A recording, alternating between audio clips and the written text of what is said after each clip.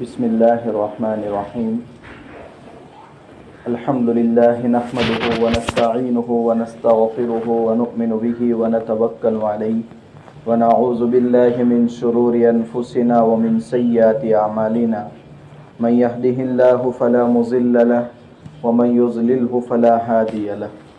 ونشهد أن لا إله إلا الله وحده لا شريك له ونشهد أن سيدنا ونبينا وشفيعنا وحبيبنا ومولانا محمدا عبده ورسوله. أما بعد قال الله تبارك وتعالى: أعوذ بالله من الشيطان الرجيم. بسم الله الرحمن الرحيم. وجاءت سيارة فأرسلوا واردهم فأدلى دلوه قال يا بشرى هذا غلام وأسروه بضاعة والله عليم بما يفعلون. وشروه بثمن بخس دراهم معدودة وكانوا فيه من الزاهدين. وقال النبي صلى الله عليه وسلم: بادروا بالأعمال الصالحة ستكون فتن كقطاع الليل المظلم فيصبح الرجل مؤمنا ويمسي كافرا ويمسي مؤمنا فيصبح كافرا او كما قال رسول الله صلی اللہ علیہ وسلم. واجب الاحترام بزرگان دین، گزشتہ بات یہاں پر رکی تھی کہ سورہ یوسف میں اللہ تبارک و تعالیٰ نے اپنے بندوں کی ہدایت کے لیے بیشتر سامان اللہ تعالیٰ نے اس میں چھپایا ہے. اسی لیے اللہ تبارک و تعالیٰ نے اس کو قصوں میں بہترین قصہ کہا. یہاں مراد کوئی قصہ کہانی نہیں ہے، بلکہ اللہ تعالیٰ نے پورے قرآن میں سے اس جز میں سب سے زیادہ ہدایت کا سامان اللہ تعالیٰ نے اس صورت کے اندر رکھا ہے. اس صورت کی ہر آیت نہیں، ہر جز نہیں، ہر لفظ سے کوئی نہ کوئی نصیحت کی باتیں ملتی ہیں. اگر کسی انسان کو دنیا کے اندر کوئی نعمت حاصل ہے اور وہ اپنے مقاصد میں کامیاب ہونا چاہتا ہے تو اس نعمت کا لوگوں کے سامنے اظہار نہ کرے. یہی بات اس صورت سے ہمیں حاصل ہوتی ہے. یوسف علیہ السلام نے جب شاندار خواب دیکھا تو والد نے کہا: لا تقصص رؤیاک علی اخوتک، اپنے بھائیوں کے سامنے اس شاندار خواب کا تذکرہ مت کرنا. اور یہی بات اللہ کے نبی صلی اللہ علیہ وسلم نے روایت میں ارشاد فرمائی ہے کہ دنیا میں اگر تم اپنے معاملات میں کامیاب ہونا چاہتے ہو تو ان چیزوں کو راز کے اندر رکھو، اس لیے کہ دنیا میں ہر صاحب نعمت سے حسد کیا جاتا ہے. دوسری بات اس سے یہ معلوم ہوئی کہ حسد اتنی خطرناک بیماری ہے کہ اگر انسان کے اندر پیدا ہو جائے تو وہ بھائی کے خون کا پیاسا بن جاتا ہے. جیسا برادران یوسف کے خون کے پیاسے بن گئے تھے اور آپس میں مشورہ کر کے یہ طے کیا تھا: اقتلوا یوسف کو قتل کر لو. تیسری بات یہ معلوم ہوئی تھی کہ جب مصیبتیں اور حالات آتے ہیں تو کئی ساری نعمتیں اپنے ساتھ لے کر کے آتے ہیں. چوتھی بات، اللہ تبارک و تعالیٰ نے کفار مکہ کے رویے کو دیکھ کر جو مسلمان ظلم و ستم کی چکی میں پیسے جا رہے تھے اور اللہ کے نبی صلی اللہ علیہ وسلم کے خلاف دارالندوا میں سازشیں چل رہی تھی، اس وقت اللہ تعالیٰ نے اس سورہ یوسف کے ذریعے آپ صلی اللہ علیہ وسلم کو تسلی دی ہے کہ تمہارے قریشی بھائی آج جو تمہارے ساتھ کر رہے ہیں یوسف کے بھائی بھی یوسف کے ساتھ کر چکے ہیں. اگر آپ غارِ ثور میں 3 دن روپوش ہیں تو یوسف بھی کنویں میں رہے ہیں. بعد میں چل کر ان کو ان کے وطن سے محروم کیا گیا، جیسا کہ آپ کو مکہ کے سرزمین چھوڑنے پر مجبور کیا گیا. مصر میں جا کر کے وہ بادشاہ کا تاج پہننے کے بعد نبوت کے مقام پر بھی فائز ہوئے. آپ مدینہ جانے کے بعد آپ کو بلندی حاصل ہوگی اور ایک بار پھر آپ کے کنٹرول میں مکہ بھی آ جائے گا. اور برادران یوسف کے ساتھ یوسف نے جو معاملہ کیا تھا آپ بھی اپنے قریشی بھائیوں کے ساتھ وہ معاملہ کریں گے، یعنی وہ نادم اور شرمندہ ہوں گے کہ ہم نے اپنے بھائی کے ساتھ کیا کیا، جبکہ آج پورے عرب پر اس کا دین غالب آ چکا ہے. تو کئی طرح کے اسباق ہمیں اس صورت سے ملتے ہیں. خواب کے متعلق میں نے بتایا تھا کہ یہاں والد اپنے بیٹے کو مشورہ دے رہے ہیں اپنے بھائیوں کے سامنے اس خواب کا تذکرہ مت کرنا. معلوم ہوا کہ اگر کوئی شخص یا کوئی گروپ کسی آدمی کے خلاف پلاننگ کر رہا ہے اور اس کو نقصان پہنچانے کی سازش سے کر رہا ہے اور ایک آدمی کو معلوم ہے اور وہ جا کر اس آدمی کو باخبر کرتا ہے تو یہ غیبت میں اور چغلی میں داخل نہیں ہے، بلکہ باخبر کرنا چاہیے، اور مسلمانوں کو تو ایسے نقصانات سے ضرور بچانا چاہیے، یا غیبت میں داخل نہیں ہے۔ اگر غیبت میں داخل ہوتا تو یعقوب علیہ السلام اپنے بیٹے یوسف کو یہ نہ کہتے کہ اپنے بھائیوں کے سامنے اس خواب کا تذکرہ مت کرنا ورنہ تیرے خلاف وہ سازشیں کریں گے۔ خیر، وجاءت سیارۃ فارسلوا، بات لمبی ہوگی تو جو میں نے آیت پڑھی ہے اسی کا خلاصہ مجھے بیان کرنا ہے۔ بعد میں چل کر جب یوسف علیہ السلام کو یہ کنویں میں ڈال کر کے آئے، اس وقت ایک قافلہ ملک شام سے مصر جا رہا تھا۔ لکھنے والوں نے لکھا ہے کہ یہ راستہ بھٹک کر کے ایسے جنگل میں چلا گیا تھا، اور پانی کی ضرورت پیش آنے پر اپنے ایک خادم جس کا نام مالک بن دعبر تھا اس کو پانی لینے کے لیے اس کنویں پر بھیجا۔ آج کا فلسفہ بھی یہی کہہ رہا ہے کہ اس دنیا میں جو واقعات پیش آتے ہیں وہ اتفاقی ہیں۔ کوئی سڑک حادثے میں انتقال کر گیا، کئی زلزلہ اور طوفان آیا، یہ سارے اتفاقی واقعات اچانک وجود میں آتے ہیں۔ یہ دراصل اللہ تعالیٰ کے کائنات کے نظام کو نہ سمجھنے کی وجہ سے اس نتیجے تک فلسفہ پہنچا۔ یوسف کو پیدا کرنے والا، یوسف کی حفاظت کرنے والا اس قافلے کو ایک راستے سے ہٹا کر دوسرے راستے کی طرف لے جا رہا ہے، اور سارے اسباب اللہ تعالیٰ اپنی پلاننگ کے مطابق ساری چیزوں کو اس کے نظام میں لگا رہے ہیں۔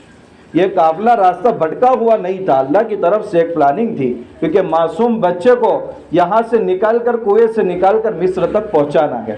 تو دنیا میں کوئی واقعہ اتفاقی نہیں ہوتا، بلکہ اللہ تبارک و تعالیٰ کی پلاننگ کے تحت اس کی مشیت اور ارادے کے مطابق ہی اللہ تعالیٰ اس دنیا میں تصرف فرماتے ہیں۔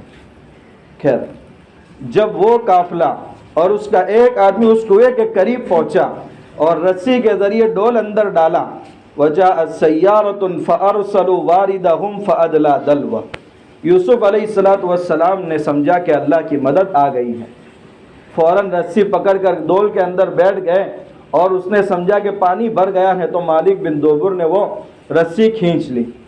دیکھا تو ایک چھوٹا بچہ معصوم، خوبصورت اور خوبصیرت، جس کی وجہ سے اچانک الفاظ اس کی زبان سے نکل گئی، یا بشری ھذا غلام۔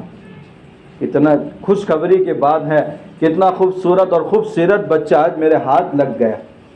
اللہ کے نبی صلی اللہ علیہ وسلم فرماتے ہیں، معراج میں میری حضرت یوسف علیہ السلام سے ملاقات ہوئی، میں نے دیکھا کہ اللہ تعالیٰ نے آدھی دنیا کا حسن ان کو دیا ہے، اور باقی آدھی دنیا میں پورے حسن کو تقسیم کیا ہے۔ حضرت عائشہ رضی اللہ تعالیٰ عنہ فرماتی ہیں، اللہ کے نبی صلی اللہ علیہ وسلم کے تعریفی کلمات میں، کہ مصر کی عورتوں نے یوسف کو دیکھا تو انگلیاں کاٹ دی، میرے محمد اور میرے شوہر کو دیکھتی تو دل کو کاٹ دیتے۔ اور واقعتاً اگر عقلی اعتبار سے دیکھا جائے تو 100% یہ بات درست ہے۔ دیکھیں، یوسف علیہ السلام کو حسن کا ایک جز ملا تھا، اور میرے اور آپ کے آقا محمد رسول اللہ صلی اللہ علیہ وسلم تو حسن کے مرکز تھے، اور انگلیاں جو ہے وہ جسم کا ایک جز ہے، اور دل جو ہے وہ جسم کا مرکز ہے۔ مصر کی عورتوں نے حسن کے جز کو دیکھا تو جسم کے جز کو کاٹا۔ اگر مصر کی عورتیں حسن کے مرکز یعنی محمد صلی اللہ علیہ وسلم کو دیکھتی تو جسم کے مرکز کو کاٹ لیتی۔ یہ حضرت عائشہ رضی اللہ تعالیٰ عنہ کی روایت کا خلاصہ ہے کہ عین عقل کے مطابق آپ نے یہ بات ارشاد فرمائی ہے۔ کتنے اچھے اشعار تھے، لنا شمس وللآفاق شمس وشمسی خیر من شمس السماء وشمس الناس تطلع بعد الفجر وشمسی تطلع بعد العشاء۔ ہمارا ایک سورج ہے اور دنیا کا ایک سورج ہے، دنیا کے سورج سے ہمارا سورج بہتر ہے۔ دنیا کا سورج تو فجر کے بعد طلوع ہوتا ہے، اور میرا سورج تو عشاء کے بعد طلوع ہوتا ہے۔ اس لیے روایتوں میں آتا ہے کہ حضرت عائشہ رضی اللہ تعالیٰ عنہ داغا سوئی میں پیرو دیتی تھی آپ صلی اللہ علیہ وسلم کے چہرے کی روشنی کے ذریعے۔ خیر، تو وہ مالک بن دعبر بھی کہنے پر مجبور ہوا، یا بشری ھذا غلام، کتنا خوبصورت بچہ ہے۔ وَأَسَرُّوهُ بِضَاعَةٍ، بعد میں چل کر جب اس کو یہ بات یاد آئی کہ اتنے خوبصورت بچوں کو مارکیٹ میں فروخت کروں گا، پورے قافلے کو پتہ چل جائے گا تو اس کی آمدنی میں، اس کی رقم میں پورا قافلہ شریک رہے گا، اس لیے اس نے اس کو چھپانے کی کوشش کی۔ اور ایک دوسرا مطلب یہ ہے کہ یوسف علیہ السلام کے بھائیوں نے قافلے والوں کے ساتھ یہ معاملہ مخفی رکھنے کی کوشش کی تاکہ معلوم نہ ہو کہ یہ ہمارا بھائی ہے۔ واقعہ اس طریقے سے بنا کہ جب بڑے بھائی یہودا بائبل کی روایت کے مطابق جو بعد میں نبی بھی بنے ہیں، یہ یوسف علیہ السلام کو ہر دن کھانا پہنچانے کے لیے جاتے تھے۔ ایک دن گئے تو وہ یوسف علیہ السلام کنویں میں نہیں تھے، تو بھائیوں کے سامنے آ کر کے تذکرہ کیا کہ آج میں نے یوسف کو کنویں میں نہیں دیکھا۔ تو یہاں سے پورا قافلہ گیا اور دیکھا کہ وہاں سے آگے ایک قافلہ جا رہا ہے اور یوسف ان کے ساتھ ہیں۔ وَأَسَرُّوهُ بِضَاعَةً، انہوں نے معاملہ مخفی رکھنے کے لیے قافلہ والوں سے کہا یہ ہمارا گریختہ غلام ہے، یہ بھاگا ہوا ہمارا غلام ہے، اچھا نہیں کیا تم نے اس کو اپنے قبضے میں لے لیا۔ اب قافلے والے یہ سمجھے کہ شاید ہم پر چوری کا الزام لگے گا، تو کہا کہ اس کو ہمارے ہاتھ فروخت کر دو۔ تو اب بھائی لوگ ان کو فروخت کرنے لگے۔ وَشَرَوْهُ بِثَمَنٍ بَخْسٍ دَرَاهِمَ مَعْدُودَةٍ، جتنے دینے ہو دے دو اور اس کو لے جاؤ، کیونکہ بھائی کو تو الگ کرنا تھا یوسف کو باپ سے۔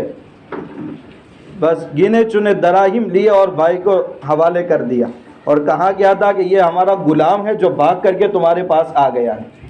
مزید برا قافلے والوں کو یہ نصیحت کر رہے ہیں کہ اس کو برابر اچھی طرح باندھ کر کے رکھنا، اس کو بھاگنے کی عادت ہے، کہیں ایسا نہ ہو کہ تم ذرا غفلت برتو اور یہ بھاگ کر کے کہیں اور چلا جائے۔ وہ مصر کی طرف جانے والا قافلہ یہ در منصور کو کہا جانتا تھا کہ اس کا مستقبل کتنا تابناک اور روشن ہے۔ انہوں نے تو اسی حالت میں جکڑ کر مصر لے گئے۔ وہاں مصر کی منڈی کے اندر پھر نیلامی ہو رہی ہے۔ دیکھیے اللہ تعالیٰ نیک لوگوں کو کیسے حالات سے آزماتا ہے۔ غلامی کی تہمت لگنا، بھائیوں کی طرف سے ایسے حالات کا پیش آنا معمولی بات ہے۔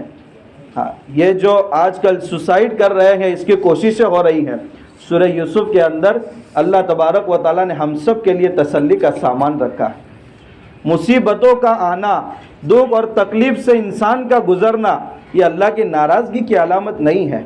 اگر ناراضگی کی علامت ہوتی تو انبیاء کو ان خطرناک حالات سے نہ گزارا جاتا۔ اللہ نے اس دنیا کو بنایا ہی ہے کہ یہ دنیا آزمائش گاہ ہے، ہر طرح سے لوگوں کو آزمایا جائے گا۔ جب مصیبت آئے، تکلیف آئے، اس وقت یہ سوچو کہ اللہ تعالیٰ اس کے بدلے میں آخرت کے اندر کتنی راحت اور آرام کی زندگی دینے والا ہے۔ اس کے لیے اتنی خطرناک کوشش کر بیٹھنا یہ ایمان کے کمزوری کی علامت ہے۔ چونکہ آج کا یہ موضوع نہیں ہے، مگر اس سے ایک سبق ہمیں یہ حاصل ہوتا ہے۔ اس کے متعدد اسباب ہیں کہ آج کل لوگ سوسائڈ کیوں کر رہے ہیں۔ لکھنے والوں نے لکھا ہے کہ کوئی بچہ یا جوان مسلسل 5 سے 6 گھنٹے تک اگر اسمارٹ فون دیکھنے کا عادی ہے تو پھر وہ ذہنی صحت کا بھی مریض بن جاتا ہے۔ پھر آہستہ آہستہ وہ ذہن باولے پن کا شکار ہوتا ہے اور اس کو معلوم بھی نہیں رہتا کہ میں کتنے خطرناک انجام تک پہنچنے جا رہا ہوں۔ دوسرا سبب اس کا جو ہے وہ سماجی مسائل ہے۔ آج کل والدین کا اولاد کے ساتھ جھگڑا، اولاد کا والدین کے ساتھ جھگڑا، ساس کا بہو، بہو کا ساس کے ساتھ، نند کا بھابھی، بھابھی کا نند کے ساتھ، بھائی کا بھائی کے ساتھ جھگڑا۔ ایسے معاملات کو ہمیں بیٹھ کر کے حل کرنے کی ضرورت ہے۔ کہیں ایسا نہ ہو کہ میں اپنے بھائی کو اتنا دبا رہا ہوں، اتنا دبا رہا ہوں کہ اب اس کے لیے دنیا میں جینا ہی اس کے لیے دشوار ہو گیا۔ کہیں ایسا نہ ہو کہ میری وجہ سے وہ غلط قدم اٹھائے۔ ایک بات یہاں یاد رکھنے کی ضرورت ہے، جو لوگ یہ سمجھتے ہیں کہ دنیا کی اتنی مصیبتوں کی وجہ سے میں سوسائڈ کر کے اس سے آزاد بن جاؤں گا، کہ آخرت کے لیے بھی کچھ تیاری کر رکھی ہے۔ انسان چھوٹی مصیبت سے بچنے کے لیے بہت خطرناک مصیبت میں مبتلا ہو جاتا ہے۔ بخاری شریف میں جو روایت ہے، قزمان ظفاری ایک غزوے میں اتنا شاندار کارنامہ انجام دیا کہ کفار کی صفوں میں گھس کر گئے، کئی لوگوں کی موت کے پشتے لگا دیے۔ جب جنگ ختم ہوئی تو سارے صحابہ نے کہا یا رسول اللہ، مین آف دا میچ تو ان کو ملنا چاہیے۔ آپ صلی اللہ علیہ وسلم نے فرمایا یہ تو جہنم میں جائے گا۔ ایک صحابی فرماتے ہیں معاذ اللہ ایسی بات نہیں تھی کہ مجھے حضور کی بات پر یقین نہیں ہے، میں نے دیکھا تھا کہ اتنا شاندار کارنامہ انجام دینے کے بعد حضور صلی اللہ علیہ وسلم اس کے متعلق یہ فرما رہے ہیں، تو کیا بات ہے، کس وجہ سے؟ اس وجہ سے میں ٹوہ میں لگ گیا کہ آخر اس کے اندر کون سا عمل ہے جس کی وجہ سے آپ صلی اللہ علیہ وسلم یہ فرما رہے ہیں۔ چنانچہ دور جا کر کے اس کو معمولی زخم لگا تھا جس کی وجہ سے وہ برداشت نہیں کر پایا، تو اس نے الٹا نیزہ زمین پر گاڑا اور نوکدار انی اوپر رکھی اور اس کے بعد وہ اسی پر لڑک گیا اور خودکشی کر لی۔ صحابی کو بات یاد آ گئی کہ اللہ کے نبی صلی اللہ علیہ وسلم کا اس واقعے کی طرف اشارہ تھا۔ اب جہنم کے ہولناک مناظر جن کا ہم تصور نہیں کر سکتے، ایک آدمی چھوٹی مصیبت سے بچنے کے لیے اتنی خطرناک مصیبت میں چلا گیا۔ ایک بات یاد رکھے، جہنمی کا مطلب یہ نہیں ہے کہ وہ دائرے ایمان سے نکل گیا۔ میں اس گناہ کو ہلکا کرنے کے لیے بیان نہیں کر رہا ہوں، بڑی مصیبت سے بچانے کے لیے ہم اس کو ہلکا بیان کر رہے ہیں۔ ہاں، جہنم میں ایک سیکنڈ رہنا بھی آدمی کے لیے کتنا مشکل ہوتا ہے۔ آپ گھر میں چولہا جلا کر کے انگلی کو 2 سیکنڈ اس گیس کے اوپر رکھیں، آپ اس کو برداشت کر سکتے ہیں؟ کوئی نہیں برداشت کر سکتا۔ تو نار جہنم اشد حرا، جہنم کی آگ تو اس سے بھی بھیانک اور خطرناک ہے، اس کو کیسے انسان برداشت کر سکے گا؟ اس لیے اس وقت تھوڑے صبر آزما حالات ہم سب کے اوپر گزر رہے ہیں، مگر اس وقت ہم سب کو خود اپنے آپ کو تسلی دے۔ آپس میں اگر جھگڑے چل رہے ہیں تو ان سب کو ہمیں ختم کرنے کی ضرورت ہے۔ تیسرا سبب جو اس کا ہے وہ اقتصادی حالت کمزور ہوتی جا رہی ہے۔ جن لوگوں نے دوسروں کے پاس سے قرض لے رکھا ہے، اگر اللہ تعالیٰ نے ان کی بیک سائڈ مضبوط بنائی ہے تو پھر ان کو زیادہ مجبور نہیں کرنا چاہیے۔ اگر تاخیر ہو سکتی ہے تو تھوڑی اور مہلت دینی چاہیے۔ انشاءاللہ اس پر بہت بڑا اجر اللہ تعالیٰ آپ کو دیں گے کہ آپ نے کسی کا ایمان بھی بچایا اور کسی کی زندگی بھی بچائی ہے۔ تو غریبوں کے ساتھ اچھے تعلقات سے پیش آنے کی ضرورت ہے۔ ہم اپنے سماج میں، اپنے اڑوس پڑوس میں جو ان حالات سے گزر رہے ہیں، کہیں ایسا نہ ہو کہ کئی دن کے فاقے اور ہمیں اس کا پتہ تک نہ ہو، اور اس کی وجہ سے چونکہ وہ دینی ماحول سے بیچارے دور ہوتے ہیں۔ آج تو دینی ماحول سے دور نہیں، دینی ماحول میں رہنے والے ان انجام تک پہنچ رہے ہیں۔ پوری دنیا کے اندر عالمی ادارہ صحت کی رپورٹ اگر تسلیم کر لی جائے تو اس وقت پوری دنیا میں 30 کروڑ لوگ ڈپریشن میں ہیں، اور سالانہ 1.5 لاکھ لوگ خودکشی کر رہے ہیں، اور اس میں سب سے زیادہ نوجوان بچے ہیں۔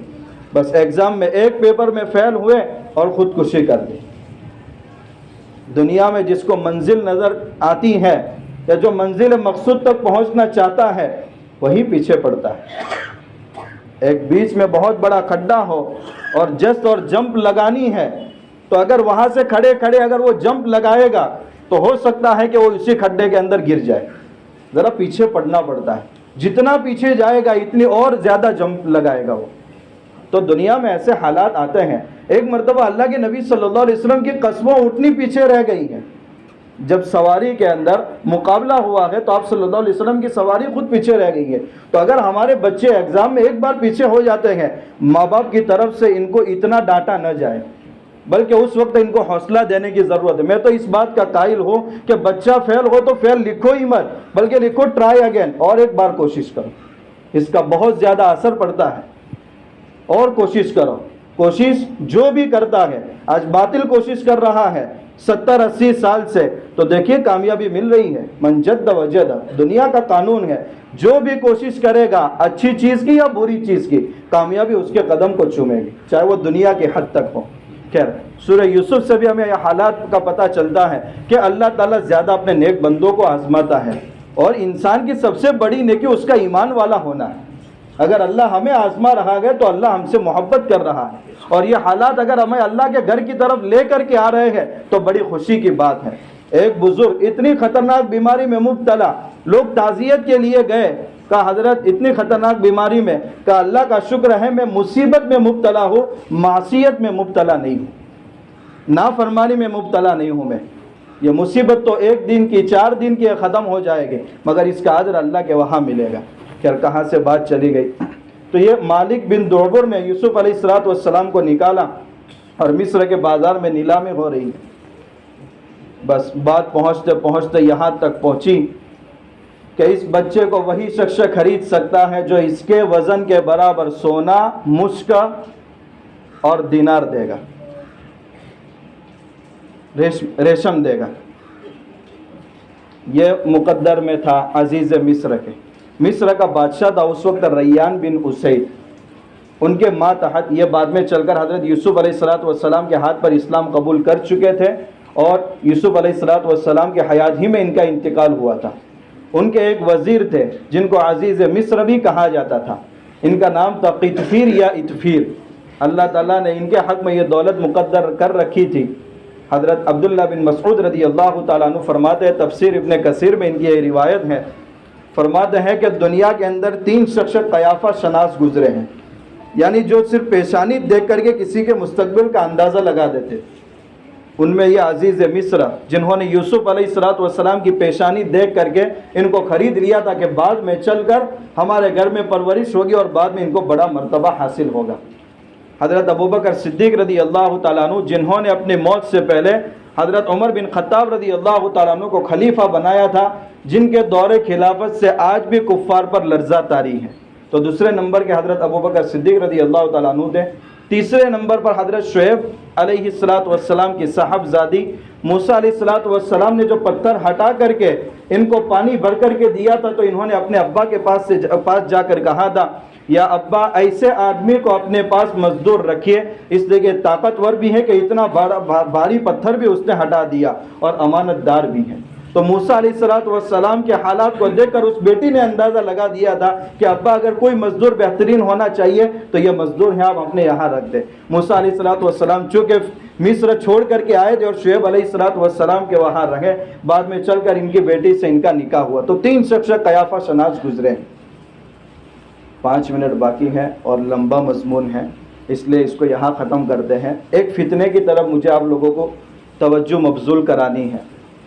اس وقت 10 سال سے ایک فتنہ ہمارے ملک میں چل رہا ہے، 10 سال سے، اور ابھی تک ہمیں اس فتنے کا نام ہی معلوم نہیں ہے۔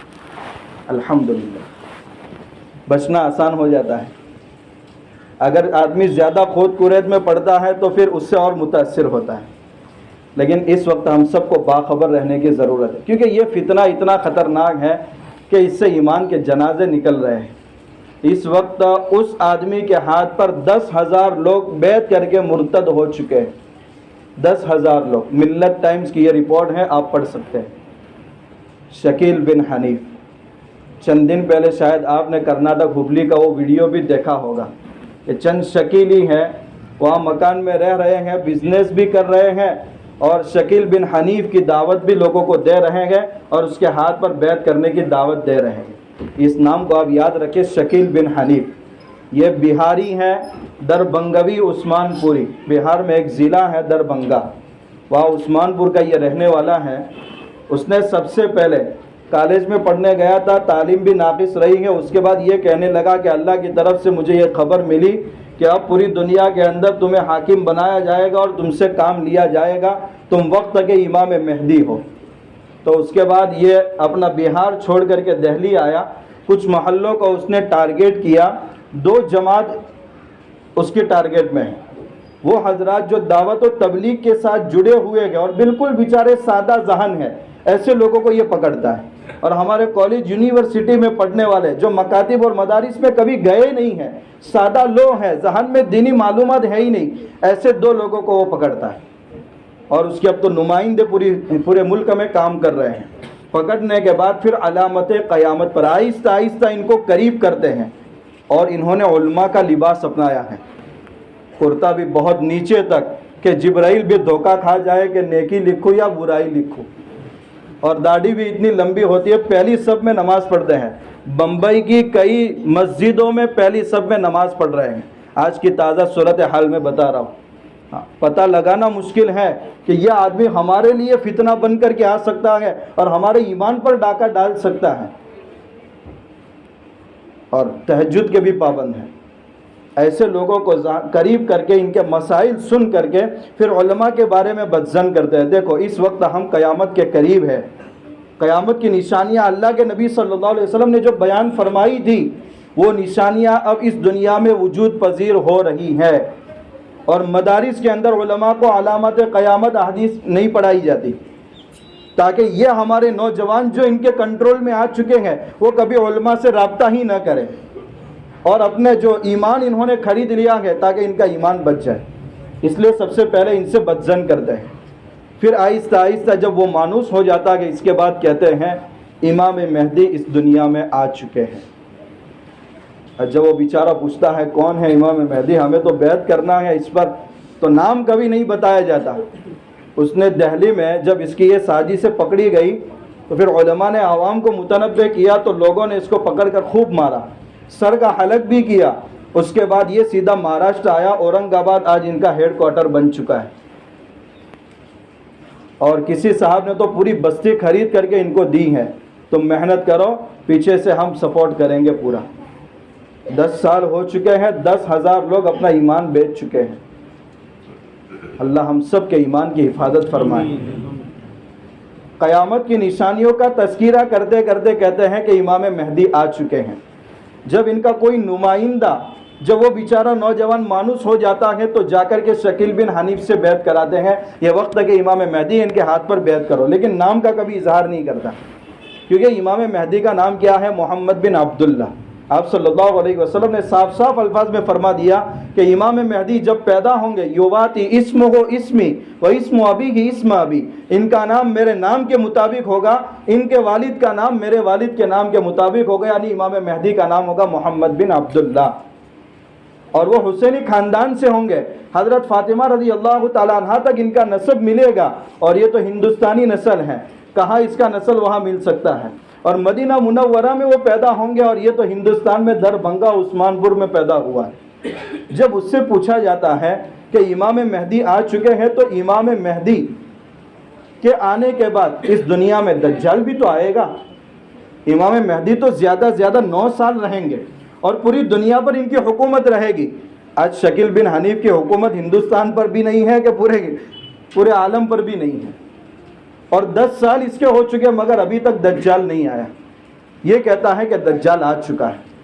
آج کا امریکہ اور فرانس یہ دجال ہے جس کی طرف اللہ کے نبی صلی اللہ علیہ وسلم نے رہبری فرمائی۔ دجال تو انسان کی شکل میں ہوگا، پوری امت اس پر متفق ہے، امریکہ اور فرانس کیسے ہو سکتا ہے؟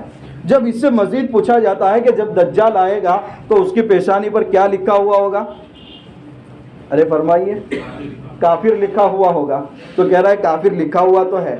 امریکہ فرانس، امریکہ کا آخر کیا ہے؟ کا، اور فرانس کا پہلا اور دوسرا حرف کیا ہے؟ فا رو، کافر۔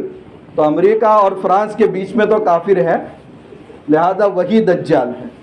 جب اس کو کہا جاتا ہے کہ دجال کی تو ایک آنکھ ہوگی تو کہتا ہے آج کے سیٹلائٹ یہی دجال کی ایک آنکھ ہے۔ جب کہا جاتا ہے کہ دجال کی سواری گدھا ہے تو کہتا ہے آج کا فائٹر پلین وہی گدھا ہے اور وہی دجال کی سواری ہے۔ خیر، یہ ایسی باتیں ہیں کہ جن علامات قیامت جن لوگوں کو معلوم نہیں ہے تو آہستہ آہستہ وہ ہمارے نوجوان پھنستے جائیں۔ اس لیے میں نے اور تھوڑی وضاحت کر دی، کیونکہ اصل میں تو اس کا کیریکٹر جاننا ضروری ہے کہ یہ کون آدمی ہے، اس کے اخلاق کیا ہے، اس کا ایکیڈمک لیول کیا ہے، مطالعہ کیا ہے، اسٹڈی کیا ہے، اس کے اخلاق کیسے ہیں، کتنی جگہ سے یہ بھاگ کر کے آیا ہے، کتنے لوگوں کو پریشان کر کے آیا ہے، اور اس کا پرسنل لائف میں اس کے اعمال کیسے ہیں۔ یہ ایک لمبا موضوع ہے، مگر چونکہ وقت کے اندر، اس مختصر وقت کے اندر پوری تفصیل نہیں بتائی جا سکتی، مگر چند علامتوں کی طرف میں نے اشارہ کر دیا ہے۔ انشاءاللہ امید ہے کہ ہمارے نوجوان اس تفصیل کے بعد اس فتنے سے محفوظ بھی رہیں گے اور دوسرے لوگوں کو بھی آگاہ کرتے رہیں گے۔ اللہ تعالی ہم سب کو، پوری امت مسلمہ کو ایسے سنگین فتنوں سے نجات نصیب فرمائے، موت تک ہمارے ایمان کی، ہمارے نسلوں کے ایمان کی حفاظت فرمائے۔ وآخر دعوانا الحمدللہ رب العالمین۔